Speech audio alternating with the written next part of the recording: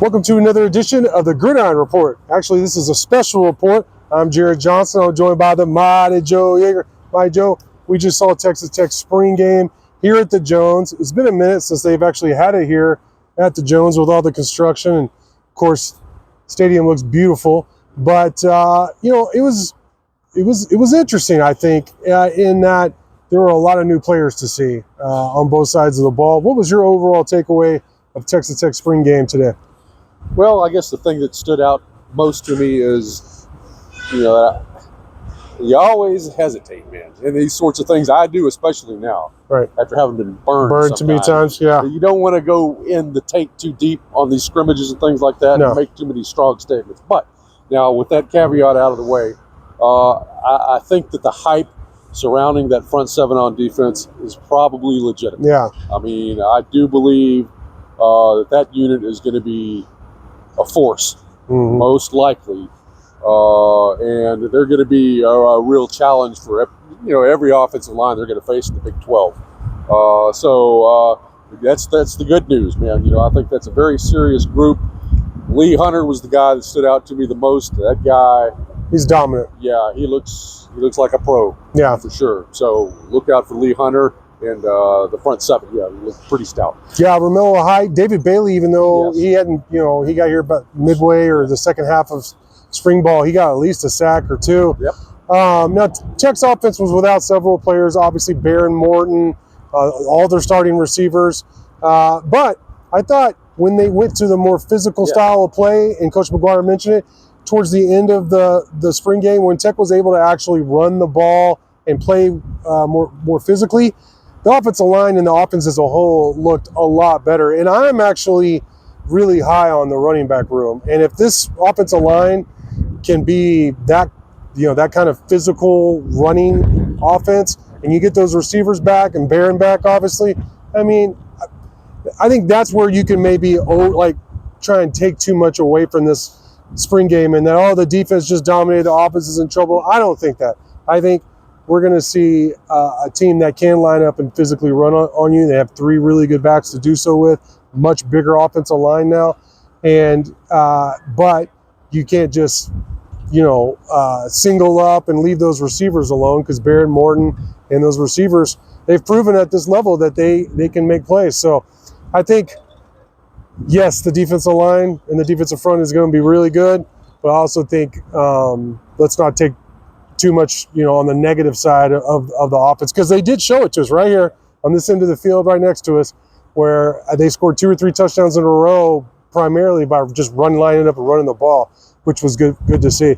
I also asked McGuire about the kicking situation, because if there's anything that's alarming to me right now is the kicking situation. The kickers, let's be honest, they look terrible today.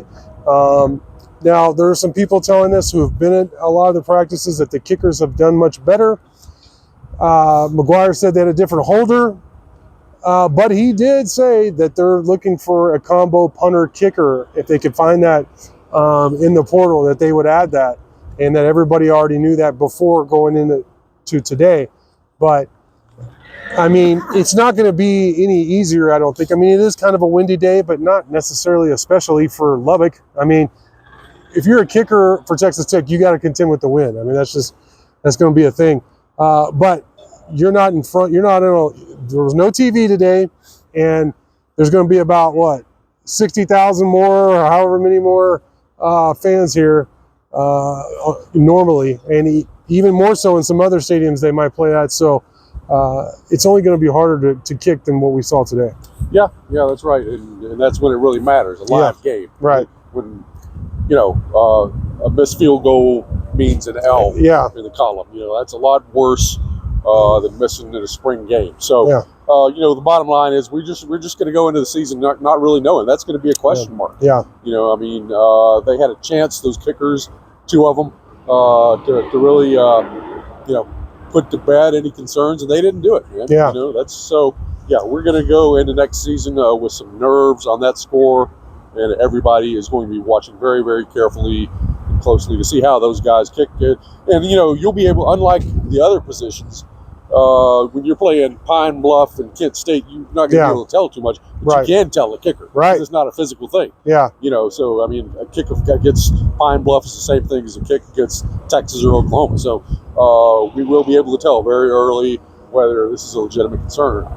Yeah, but there might not be as much on the line. Like, hopefully Texas Tech's not in a pressure situation like true. they were against Abilene Christian last year. Yeah. Right. And then I think Upton Bellenfant is the guy who they expect, who transferred in from Buffalo to be the starting kicker. But was it Stone Phillips? Stone, I can't remember his. Stone Harrington. Stone Harrington. I think Stone Phillips, I think he's a TV guy. Yeah. Stone Harrington. And we got yes. a Leighton Stone too. And Elaine, there's a lot, Yeah. a lot of stones. A lot of stones around this here. year with Flintstones. this team. Yeah. But we'll have to see how that plays out, and if they do actually add that combo kicker, because that's definitely. I mean, like you said, we won't know until next year if there's a big problem or not.